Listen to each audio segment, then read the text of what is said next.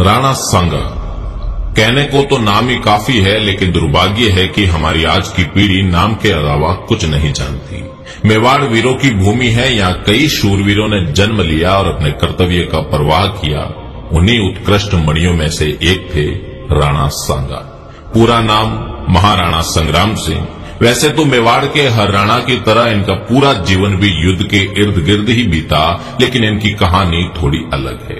राणा सांगा ने अपने जीवन काल में 100 से अधिक युद्ध लड़े और इन युद्धों के दौरान राणा सांगा ने अपनी एक आंख, एक हाथ और एक पैर गंवा दिया। फिर भी राणा रुका नहीं, झुका नहीं। कल्पना करिए, एक योद्धा जिसके शरीर पर 80 घाव है, एक हाथ नहीं, एक पैर नहीं, एक आंख नहीं, फिर भी वो रणभूमि में दुश्मनों को अपनी तलवार व भाले से मौत के घाट उतार रहा है, तो वो सिर्फ राणा सांगा है। खानवा के युद्ध के दौरान जब सभी राजपूत शासक राणा सांगा के साथ खड़े थे, बाबर मैदान छोड़कर भागने वाला था, उस वक्त शीला द्वितीय, जो सांगा का रिश्ते में उनका सगा बेनोई था, 30,000 घुड़सवारों के साथ एकदम युद्ध के बीचों बीच बाबर से मिल गया। भारत के भाग्य का फैसला हो गया। आने वाले 300 साल तक समरकंद से आए तैमूर वंशी तुर्क, जो मुगल कहलाए, हिंदुस्तान के भाग्य विधाता हो गए। राणा सांगा फिर लड़ना चाहते थे, लेकिन घायल सांगा को जहर दे दिया गया। इतिहास के पन्ने कुर हकीकतें होती है। सुखद बॉलीवुड फिल्मों जैसा उसका अंत नहीं होता। सांगा हिंदुस्तान का बादशाह नहीं बन पाया। सांगा को हराने वाले बाबर की कब्र भी हिंदुस्तान के बजाय अफगानिस्तान में बनी।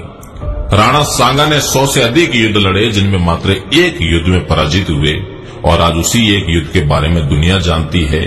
उसी युद्ध से राणा सांगा का इतिहास शुरू किया जाता है और उसी पर खत्म किया जाता है। राणा सांगा द्वारा लड़े गए खंडार, अहमदनगर, बाड़ी, गागरोन, बयाना, ईडर, खातोली जैसे युद्धों की बात आती है तो शायद हम बता भी नहीं पाएंगे, और अगर बता भी पाए तो उतना नहीं जितना खानवा के बारे में बता सकते हैं। भले ही खातोली के युद्ध में राणा सांगा दिल्ली के इब्राहिम लोदी को दिल्ली तक खदेड़ दे, वो मायने नहीं रखता।